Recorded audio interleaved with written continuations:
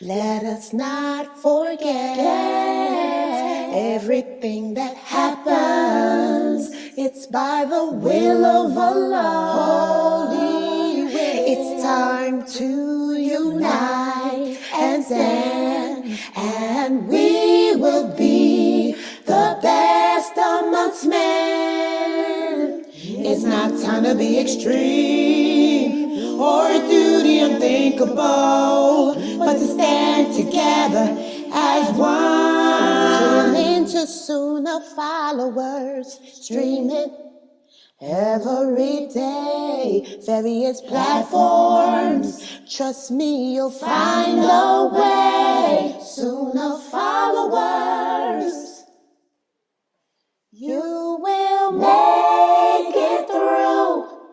The fitra is awake in you.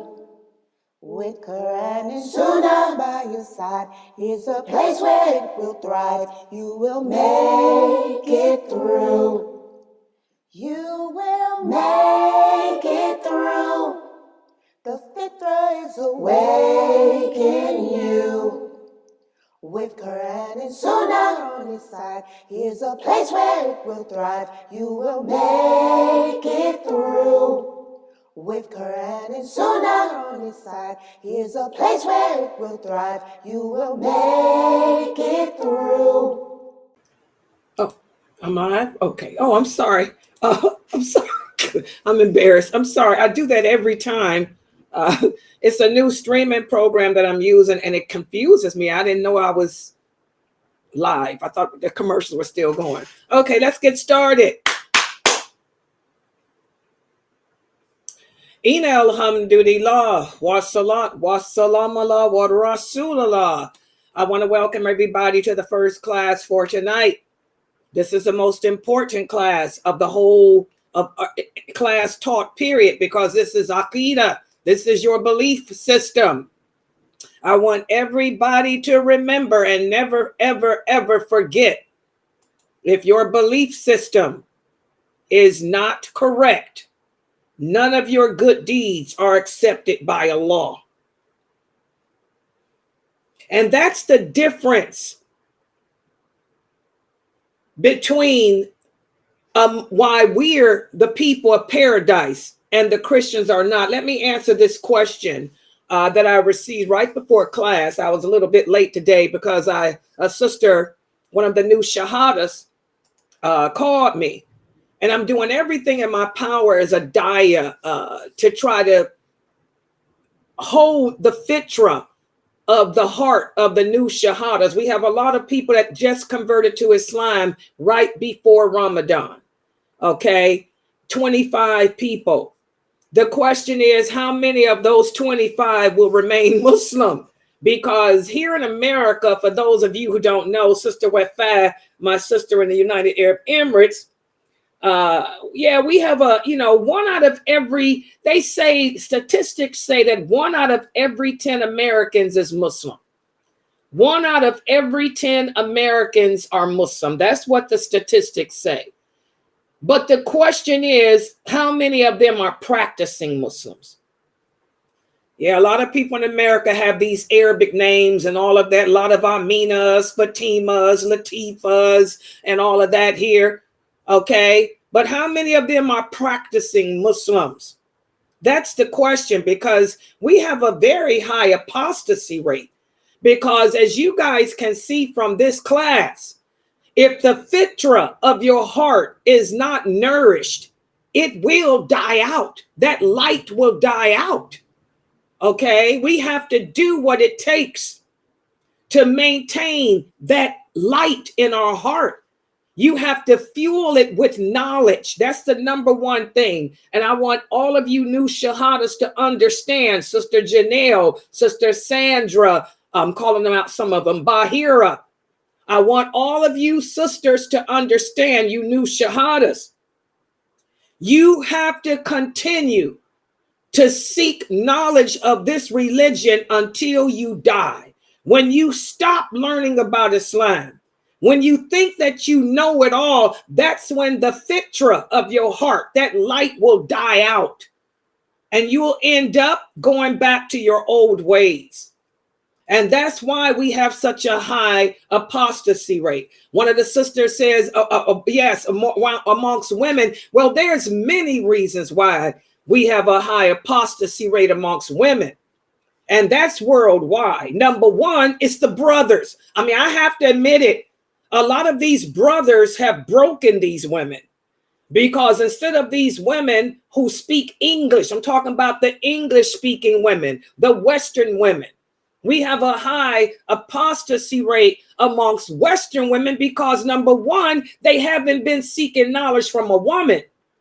Many of them have been seeking their knowledge of Islam from men. And unfortunately, the men that they have been learning from were rigid. The men that broke them of their femininity, of the nature of themselves. They've been learning Islam from men who told them that they couldn't be beautiful, they couldn't wear colors, they have to cover their face, they can't wear makeup, you got to walk 10 feet behind a man, all that garbage. So that's one of the number one reasons why we have a high apostasy rate amongst the women, because they were taking their knowledge from rigid men. But what's the excuse today? Blame it on yourself. I blame the brothers to a certain extent, but now I blame you women because you got a female dyer to learn from. Her name is Layla Nashiba, and I speak grassroots, plain, broke down English. And I've been teaching on this internet since 1986, but you women don't want to learn from a woman. You're too jealous. We can't let go of that other deficiency of ourselves. We're jealous of other women. If we come upon a woman that we believe has more knowledge than us, we back away from her. If we come upon a woman that we think is more beautiful than us, we back away. That's just the nature. Women are like that. They did the same thing to Aisha, radiallahu anha. Aisha used to get so angry because when Islam spread throughout the Roman Empire and the Persian Empire, and Muawiyah, he would send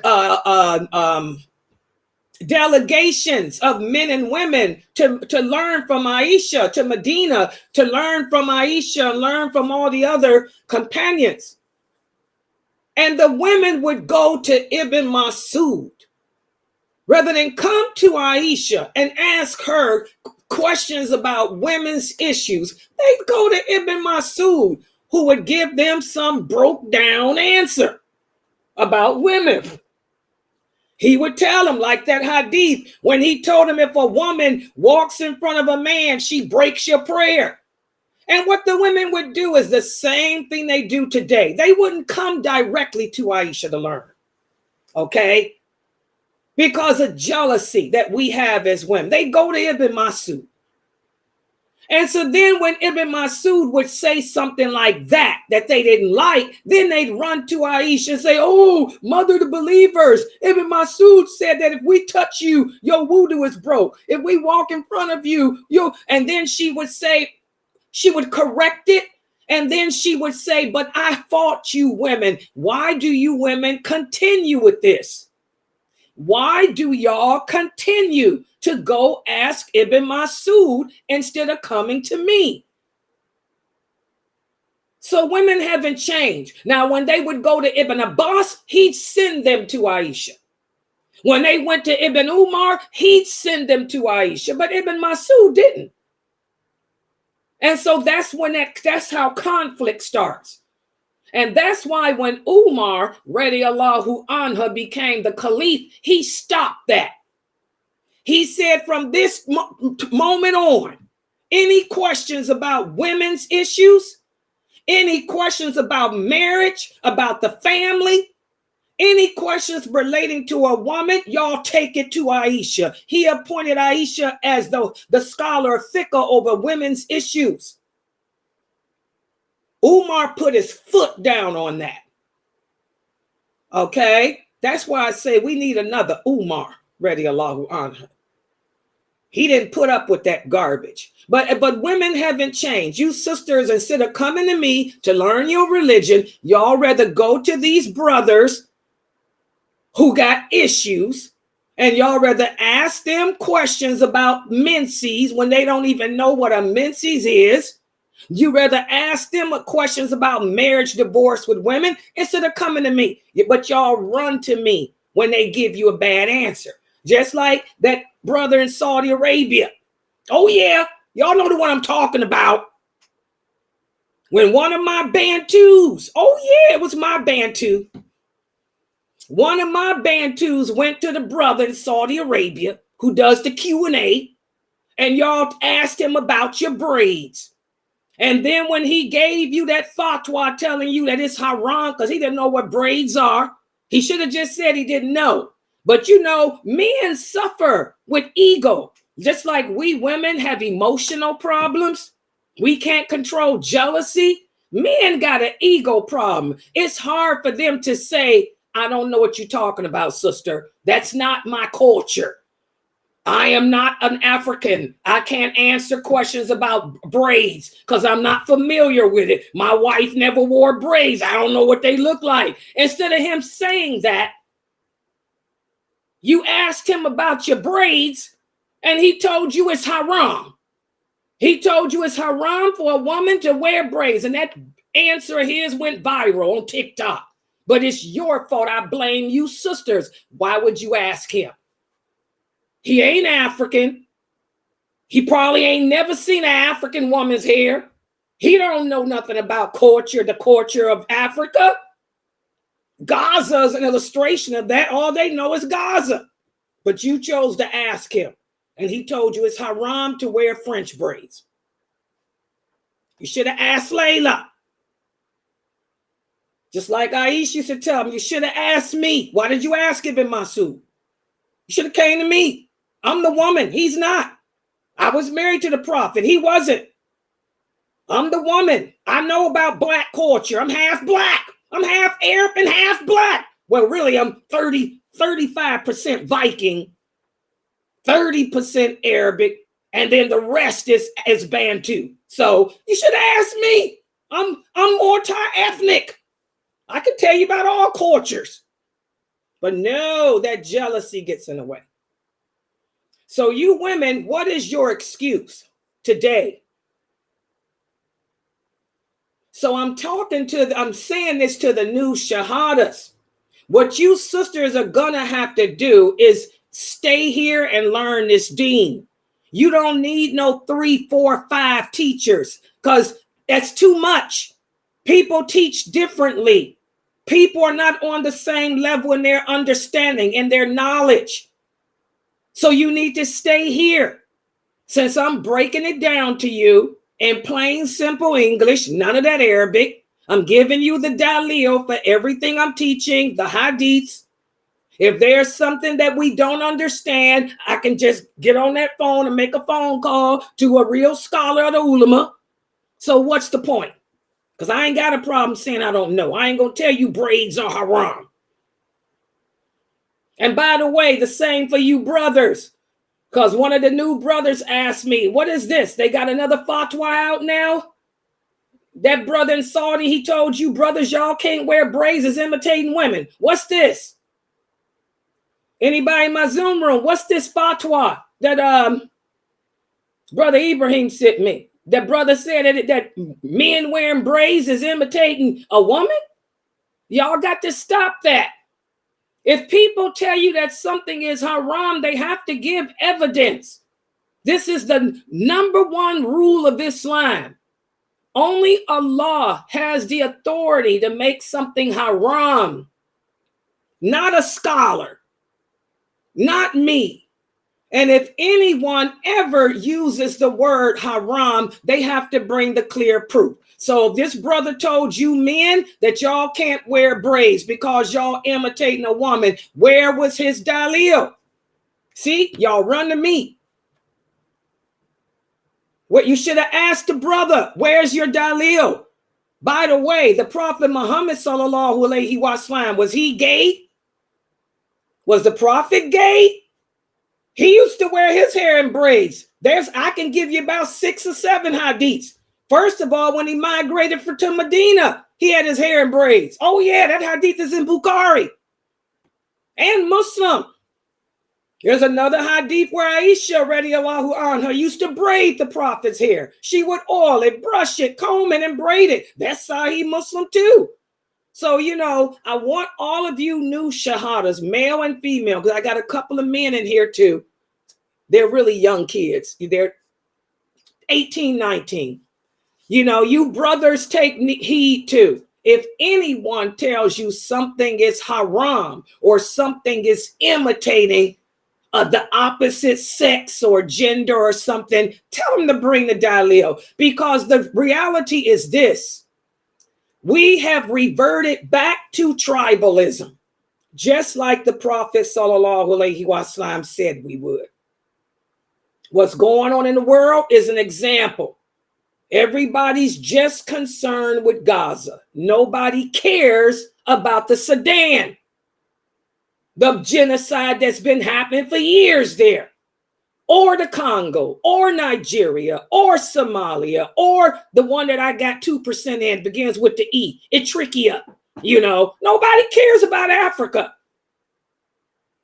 And they also don't know anything about African culture. They don't know anything about African American culture nor Black culture, period. So you people have to wake up and smell the coffee. It's getting ready to get even worse. Oh, yeah. So if somebody tells you something's haram and they don't produce the verse from the Quran that clearly says it, or the hadith, you say thank you and walk away. Most things in life are lawful. Y'all understand that? So for the brother Ibrahim about the braids, there's nothing wrong with you wearing braids. You are not gay. Sad. Oh, culture. Sad. All right. So one of the new shahadas right before class, she called me. Yeah, that's another thing too. Yeah. Like I said, for these people that make these comments, like Mina said, she said there's a man on YouTube saying that men can't learn from a woman. Well, I guess that brother never heard of Aisha radiallahu anha. He never heard of Salama radiallahu anha. He knows nothing about Zainab, the stepdaughter of the Prophet sallallahu alaihi wasallam. And he doesn't even know anything about the 4 imams either, although they always quoting them. Imam Malik, who was one of his teachers.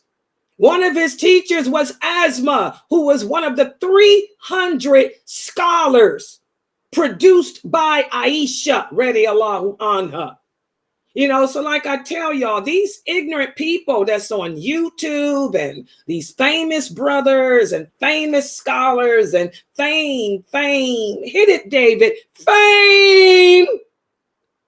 What did David Bowie say about fame? Fame. It's just sad. If they don't give the dalil, guys, just smile and walk away, because these are the days of the Ruwaybida. As the Prophet said, the people that will issue fatwas. Fatwa is an Arabic word that means Islamic verdicts. They will issue Islamic verdicts that go against what I said, what Allah said. They will make things unlawful that Allah never made unlawful. And they will not even understand the basics of Islam. These are the days of the Ruwaybida. Y'all have to be careful who y'all learning from and listening to on YouTube and TikTok. That's why I use PowerPoint. Hello. We PowerPoint people here, because Islam is the prove it religion. We are people of dalil, of evidence. We prove it. We don't just speak without evidence. All right. Now, the new sister called me and asked me, and I'm going to answer this question. I answered it before, but by, you guys are the new shahadas in here listening to me now. Who did that? I want to know who did this. For the people in Zoom, that had to be a moderator. Who's a moderator in there? I'll click it by mistake. Well, leave it on for now. But I keep getting this every day. And I knew it wasn't, but you can keep it on since I want. One of the new shahadas called me right before class, and she said, Sister Layla, I got into a debate with my mother. Her mother is a Christian. And she said, my mother said, why is it that you are a part of this hypocrisy? She referred to the religion of Islam as being a religion of hypocrisy. She said, my mother said that this was a religion of hypocrisy because in one breath, we say that Christians and Jews are people of the book. And they're different than the pagans. And then in the other breath, we say that they're not going to paradise. They're all going to hell because they don't believe in Allah. She said, and I didn't know how to answer my mother. And I thought about it and it confused me. And this is why I tell you new shahadas and old Muslims too. This is why the Prophet sallallahu alaihi wasallam told us to stay away from debating the religion. Because when you're arguing and debating this religion with others, it's gonna, if you're not strong in your aqidah, your belief system, it's gonna cause you to question what you know, question yourself, and it'll put doubt in your heart. So I want you sisters to understand this. What is it that makes the Christians and the Jews non-believers? Is the fact that they do not worship Allah the way He legislated. They believe in the existence of Allah. They believe that Allah is the creator of all things. But they do not worship Him the way He commanded, nor do they believe that He's the only one worthy of worship. And that's why, even though they profess to believe in Him, they're still non-believers. Everybody understand that? If you truly love someone, you would obey them. If you truly believe in someone, you would obey them. Allah commands the Jews and the Christians. The 10 commandments are not just a part of Islam. You know, drinking, sex out of wedlock, fornication, adultery, lying, stealing. This is against their religion too. Homosexuality, that's against their religion too. But they choose to disregard it. They pick and choose what they want to believe of Allah. Oh, they believe in His existence, yes. But they don't believe that He's the only one worthy of worship, nor do they worship Him as He commands. So, because of those two main factors, that's why none of them will be in paradise. You understand that? Because that makes them hypocrites. Y'all understand that? So don't get into these type of discussions with your family members. I mean, when you go around your family and you're new to Islam and they're having a hard time accepting you, you might want to distance yourself. You know, let your family members know that if you come over to visit, you don't want to discuss your religion with them. Okay? You want to come to visit them, to enjoy their company. And let them know if they're going to attack you because of your belief, then you're going to leave and you're going to stay away because your faith has not yet been founded hard enough in your heart for you to be able to handle that.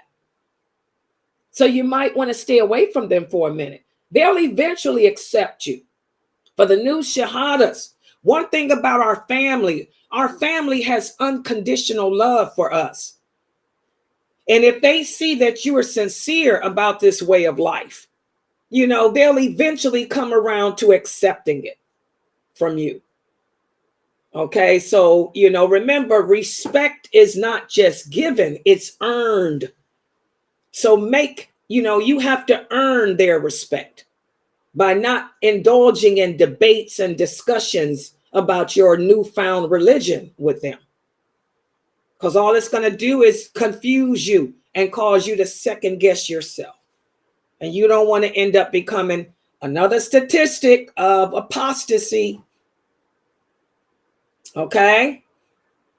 All right. And that's what we're going to speak about today. I did post up on Facebook and YouTube the pages for everybody to review from the book entitled Diluting Wala Wal Bara. And this is the book written by, for those of you who are new, the book written by Sheikh Kareem Abu Zaid. This is part of his trilogy, and it's a masterpiece, in my opinion. And everyone should get a copy of this book because it breaks down our belief system so well.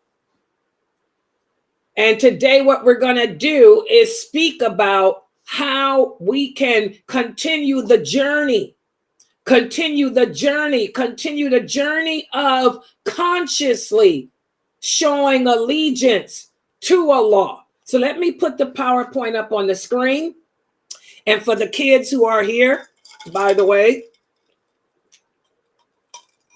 a couple of my grandkids are watching too. Hold on for a second. Nasir, this is for my grandson. Assalamu alaikum, Nasir. I sent you that $10. Okay? You did a good job going to school this week. I want you to take notes because I'm going to call you after the show and I'm going to ask you some questions about what I'm discussing. Okay? All right. So the kids should be watching me on TV. And by the way, we're on channel Sunnahfollowers.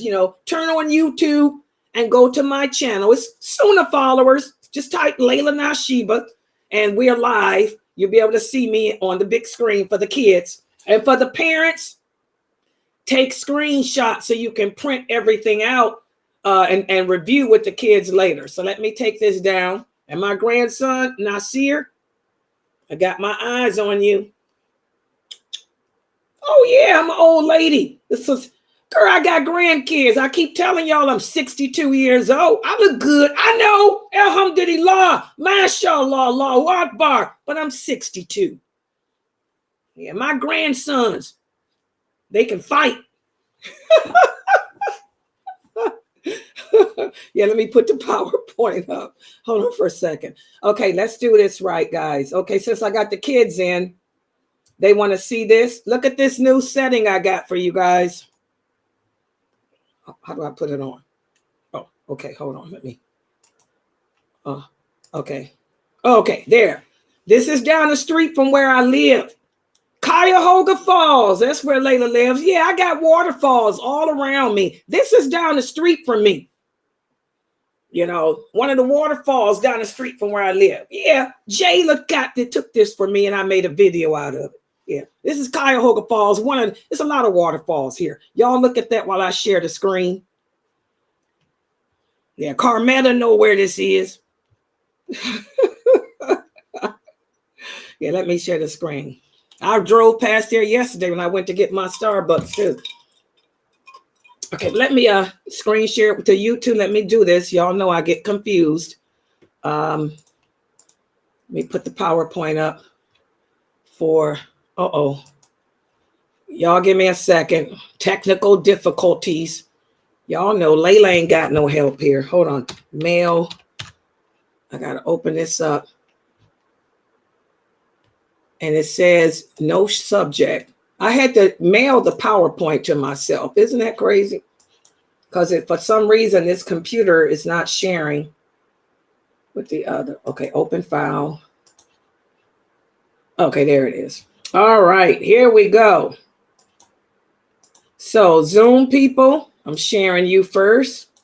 You guys should be able to see it. And now the people on YouTube, here I come. Oh, why is this in the way? And what do I click on? This here. Oh, you know what? I think I found an easier way. Well, here we go. Click on this, click on that, and how to develop this. Here we go. Is it showing up on YouTube? Yeah, there it is. You guys see that? Okay. All right, let me make it bigger. Put it there. There we go. And let me get in here. The kids can see it.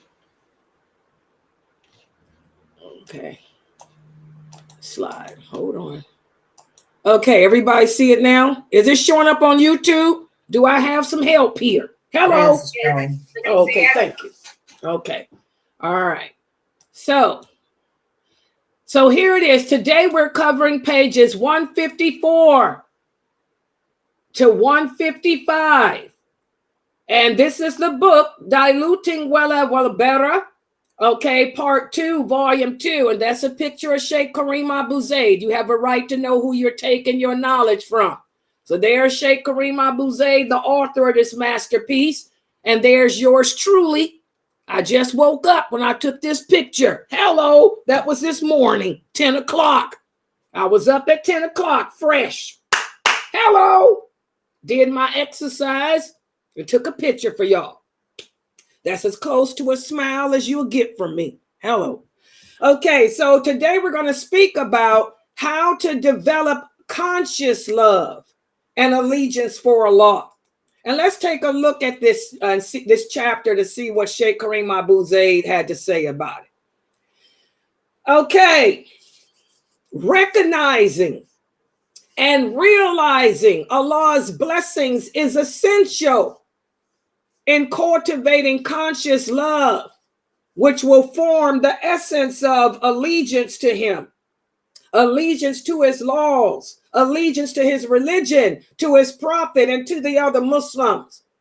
And also recognizing the blessings of Allah will cause us to be able to distance ourselves from anything that stands between those things, especially since we're living in a world that's filled with more disappointments and hurt than anything else. You know, and this is something that's so true, guys. It's hard. It is hard to maintain love for Allah and allegiance to Him when you got so many disappointments in your personal life, your problems in your marriage, problems with your children, problems at the job. And then when you turn on the television, you see so much murder and pain and suffering going on in the world today. You know, so it's hard to consciously maintain that allegiance. But there are certain things we can do, guys, that will help us to overlook the bad things in life and focus on the good. Remember, we went over the hadith where the Prophet sallallahu alaihi wasallam said there's good in everything. And he used to tell the companions, don't focus on the negativity so much. Look to see the good. And this will keep us more appreciative of Allah. This will cause us to take each day, day by day, and make the most of it. So there are some things that we can do that can help us to maintain this type of drive. And the first one is something that we talked about during Ramadan. Keep a journal. Remember, we talked about this during Ramadan. Keep a journal of gratitude. What is a journal of gratitude? You know, write down the things, at least 3 things that you are grateful for every day. I want everyone to do this. This is your homework for today. I want the children to do this too, because I'm going to tell y'all tomorrow, I'm going to ask you guys to give me 3 things that happened in your life today that you should be grateful for. Because if we focused on at least 3 things, this will cause us to become more mindful of Allah, and it'll also train us to not focus so much on the negativity. So everybody needs to keep a journal. I want you guys to buy a notebook and start keeping a journal of at least 3 things you're grateful for every day. I've been doing this. I can tell you what things I was grateful for yesterday. I can tell you already 3 things that happened today that I'm grateful for. I got a phone call from somebody I care about a lot. I'm grateful for that. You know, I was grateful for the fact that I was able to pay my bills this month. All my bills were paid and they were auto pay. My auto payments went through. I didn't forget anything. I was also grateful for the fact that I'm able to bend more. When I did my exercises today, I recognized how I can go all the way to the floor without any pain. So I'm grateful for that. So I want you guys to keep a journal of at least 3 things that you are grateful for each day. And at the end of the week, you're going to look and see, wow, Allah is truly Akbar. Okay? Also, another way to recognize the blessings of Allah, especially living in a world that's filled with pain and disappointment, is to start each day off. And we talked about this during Ramadan too. Start each day off with Allah and end each day with Allah. When you wake up in the morning, thank Allah for putting your soul back in your body. Thank Allah for giving you another chance to earn his love, to earn his blessings. And then when you go to bed at night, before you go to bed, thank Allah for allowing you to live to see the evening. And express your gratitude to him. Say the words he liked. What's the words he liked? We talked about during Ramadan. What are the phrases that Allah loved to hear? Let's see who can remember. Zoomers. What are the words of remembrance Allah loves to hear? How many of you remember what those words were? Exactly. Subhanallahi wa bihamdihi. That's one. What's another one? Allah. Yeah, go ahead. Go ahead. Subhanallah Azim. Yeah, Subhanallah Azim. That's another one. And this person here typed Allahu Akbar. Exactly. That's another one. You know, the simple words of remembrance. You know, say those in the morning. Say those before you go to bed. That will keep you in submission to Allah. That'll make you recognize that we should never take Allah for granted, that each day is special.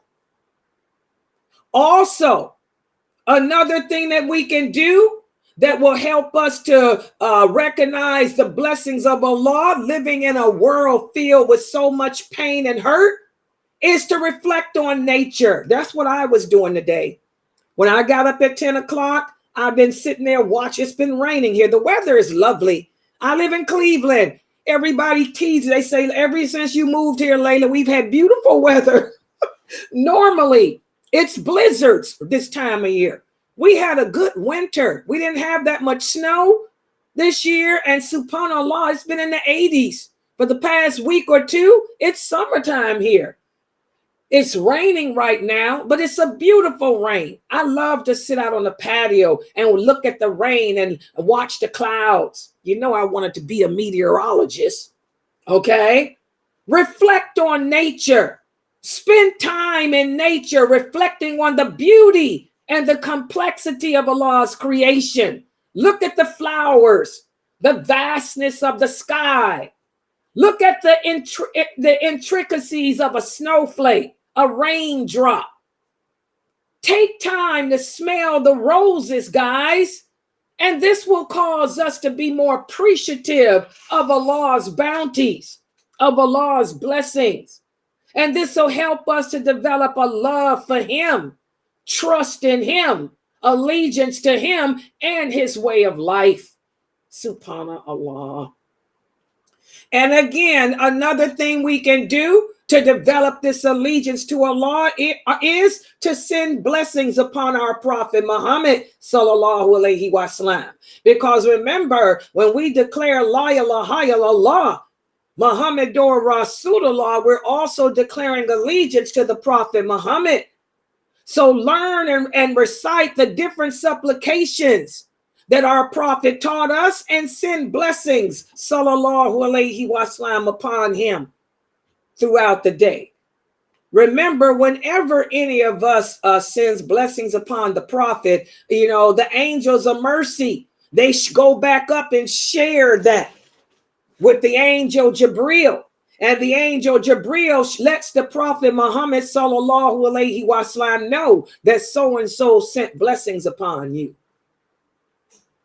And also another thing that we should do, again, take a moment each day to count the good things that's happened to us in our life. Take a moment each day to count the good things. I can see, I can hear, my health is good, I can walk.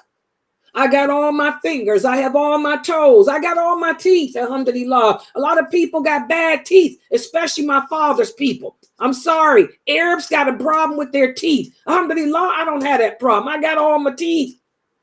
Be thankful that you got hair on your head. Some people don't.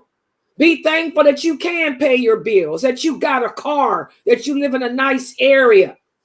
Take the time to count the blessings you have.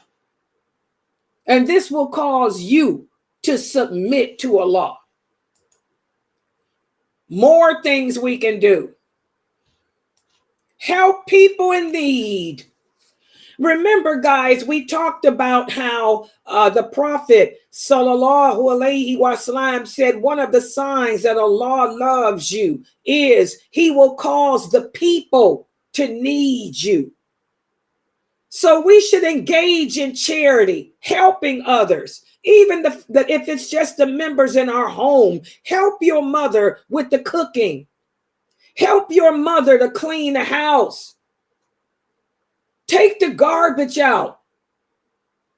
Help your neighbors when you go to the grocery store. Knock on the old lady's door next to you and ask her, does she need anything from the store? You're going to the store. You want to check to see if she needs anything. Engage in charitable actions and kindness towards others. This will keep our heart soft. And as long as our heart remains soft, the light of the fitra within us will continue to be bright. Okay? And also recite and reflect on the Quran. When you hear the Quran being recited, pay attention to the verses. Ponder the meaning of them. When you come to my classes, I always have a verse of the Quran or two that I break down for you. After class, go read those verses. Read it in the Arabic to work on your tajweed. And then ponder the meaning of it in English or whatever language you speak. And figure out how that verse relates to you, how you can apply that verse to your life. And always be mindful of our prayers. Again, we talked about that during Ramadan. Performing those 5 prayers every day keeps us under the umbrella of protection from Allah. Okay, Allah with Allah. We're under Allah's protection. Okay. And make sure you're wearing your hijab and not doing any deliberately disobeying Allah. And always continue to seek knowledge. You want to make sure that you attend all my classes. I have classes throughout the day.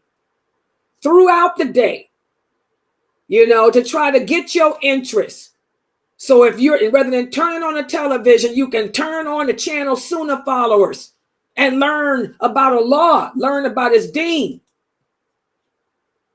And also develop a positive mindset. We're so negative, as human beings. And so many of us, our fitra within us has died. So we're just negative people. We're always complaining. We're always looking at the bad side of things. We never got a kind word to say. We're suspicious of each other. Do away with that negativity and develop a positive mindset. Focus on, well, give another Muslim the benefit of the doubt. Don't be so quick to think the worst of that sister. Give that sister the benefit of the doubt.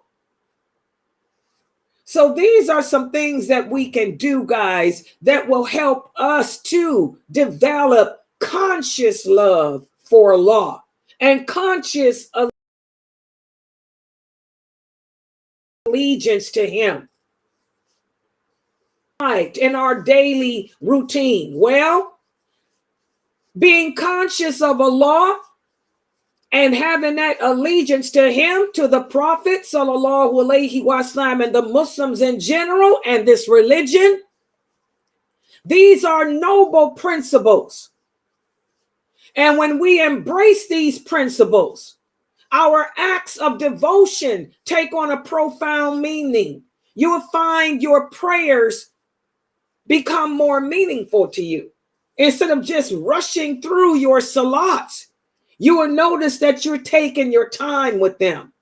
You will also notice that you're more aware of when the salat comes in, whereas before you didn't care if it was time to pray. Now you're more conscious of it because you have this closeness to Allah. You're developing this love for Him. So instead of being negligent in your prayers, you're going to want to pray. And when you pray, you're going to put your all into it. Why? Because of that allegiance to the Creator. Why? Because you understand what your purpose is in life. Why? Because you know that you were created to prove to Allah that you do believe in Him. Why? Because you are aware now that to find its way back home to Allah. So you will enter into your prayers with better concentration, and you will take the time to perform all the positions correctly. Subhanallah. And also, not only will you notice the difference in how you're performing your prayers, but you're going to also realize that your lifestyle is changing. You are no longer wanting to be around those people that you used to be around who didn't take the religion seriously. You'll find yourself making excuses to not go to family gatherings since the people don't accept your way of life. When we hate the things that displeases Allah, this is what causes us to distance ourselves from actions and people that contradict our values. Okay? And through distancing ourselves, we purify our intentions. Because again, we understand what we were put here on this earth to do. So again, guys, these are the benefits of having allegiance to Allah and the Prophet sallallahu alaihi wasallam and the Deen, and distancing ourselves from anything that comes between it. I know a couple of the new shahadas was sharing with us yesterday how they've changed their whole set of friends. One sister said she used to attend the mosque, and she used to, there was a study group that they had at her mosque where, the women would come together and read hadiths, but they would give their opinion as to what the hadiths meant. They would twist the hadiths around. So now that she sees the danger in that, she doesn't go there anymore. She said instead she attends the hadith classes here with me because I'm giving you guys the explanation, the true meaning, and the examples from the companions and all of that. And that's because her fitra has been awakened. That's because she's developing that allegiance to Allah, to the Prophet Muhammad, and to this religion. And I'm so proud of you for that. So now let's see how well you guys understood what I talked about today. I'm going to give you a quiz. And I hope I got somebody on, one of my moderators can give me the answers from the people on YouTube. Okay, because I won't be able to see their answers. Here's the first question. What are some things that you can do daily that will help you to focus on the blessings of Allah instead of crying over the disappointments in your life? Who would like to start us off?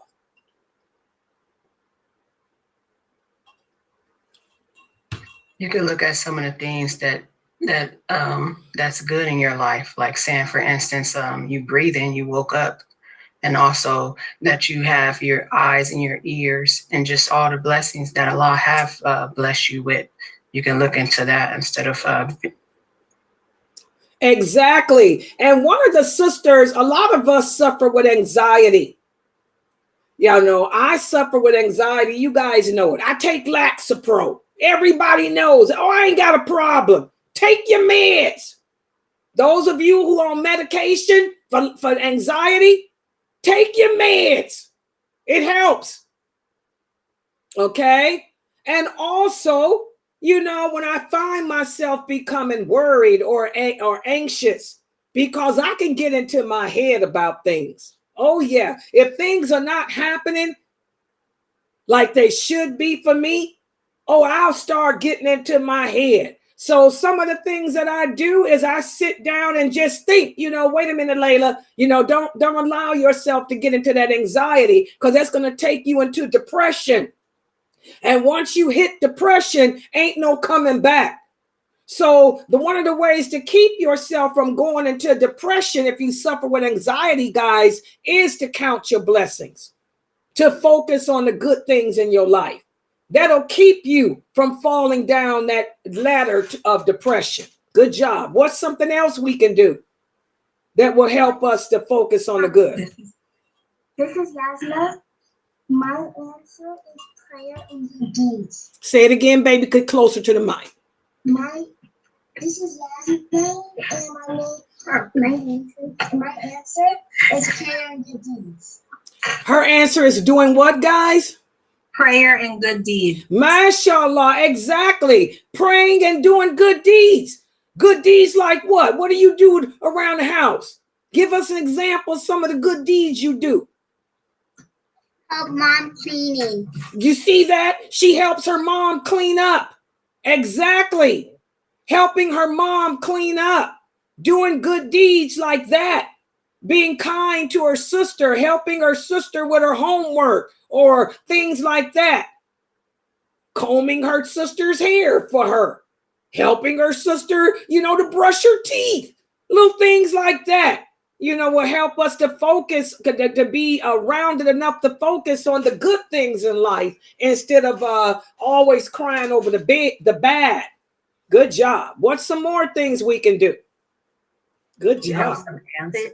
Oh, go ahead, sister. No, go ahead, sister. No, I was about to read the one on YouTube, but go ahead, read it for her. That's what I was going to do. Okay. We have some answers on YouTube from Sister A. Kiz, journaling the good. Also, Fatima Abdullah says, by saying Alhamdulillah for all the good things that happened. Sister it's Halima says, being thankful for simply being able to wake up in the morning knowing Allah gave you a chance. Sister Jamila says, while doing my exercise this morning, subhanallah, Allah blessed me to take my time and stand up. Fatima Abdullah said, by looking at everything around you that Allah gives us, like enjoying the good, whether we are having the rain. Exactly. All of those, y'all hit it. All of that. All of those things, guys, they help us, you know, to develop that love for Allah, and they take our mind off of that negative stuff that can depress us.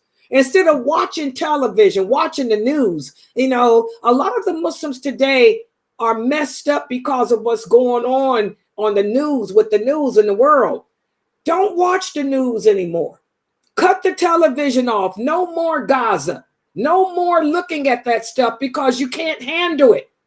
Okay, it's depressed you. So instead of looking at what's going on in Gaza, look outside at the rain, at the sun, the moon, the stars. Look at the good things around you. Because I'm telling you guys, if we cry over the disappointments in life, if we cry over the bad things in life, we fail our test. Because the Lord told us he's going to send trials. He's going to send more bad things than good.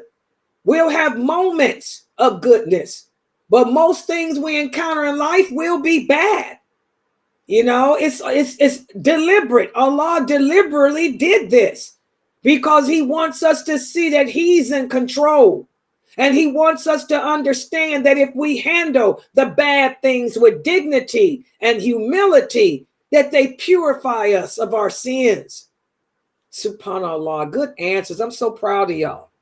What about this question? Who can give some examples of righteous hatred? Let me reword this. I was typing and talking on the phone when I did this. For the kids, let me make it a little nicer. Who can give me some examples of disassociation? Of good disassociation. You want to disassociate from things that go against allegiance to Allah, the Prophet, and the religion. So give me some examples of good disassociation. Y'all understand what I'm saying? I'm trying to do it nicely for the kids. Yeah. So the Prophet Sallallahu Alaihi Wasallam taught us that you become like the people you hang around with. You become like the friends you keep. So picking your friends wisely, staying away from bad people that want you to do things that Allah doesn't like smoking, listening to music, just keeping bad company. So staying away from that. Those are the things Allah hates. So staying away from that would be an example of righteous hatred. MashaAllah, exactly. Being selective in who you hang around. Let me tell y'all something. A sister, I received a phone call a couple of days ago. My ear is itching. This oil I'm using really itches. But a sister called me. Now, this is a woman that I used to work with years ago. She converted to Islam. And but even though she converted to Islam, she's not somebody I like to hang around because she still has a lot of jahiliyyah in her, and I don't want to get, we're all human and we all are weak. She gave me a call a few days ago and she said, "Oh, Sister Layla," she said, "I'm coming up to Cleveland." She's coming up here for something, some game. I'm not into sports. I don't even know. Is it basketball, football? Somebody playing a team here. I don't know. But she got tickets to come up here for one of them games or something. And she said, "I was hoping we could hook up." I told her, "No, I'm busy. I'm sorry," which I am. I wasn't lying. Y'all know I got classes every day. I ain't got time to be hanging out. I got a class at 6 every day and 9 o'clock. That only, and I got to be able to sleep and do PowerPoint. So I told her I'm too busy. It's just that I don't have no desire to hang out with. What am I going to do? What's there to talk about? I don't work anymore. We can't talk about the job because I don't care about the job. And I don't want to hear about her escapades because my life's, even though she's Muslim, she ain't practicing like me. My lifestyle ain't like hers. And I don't feel like getting weak. You hang around people like that, they weaken you. I need to be around people who strengthen me. So we have to be careful, guys. We very selective in who we choose to hang around with, especially, if you're a single woman. Okay, no woman likes to be by herself. We learn to accept it because it's the qadr of Allah, but I still am a woman. I don't need to be around no woman talking about how she goes out on dates. I don't need to hear that garbage. It's haram. You ain't supposed to be doing that anyway.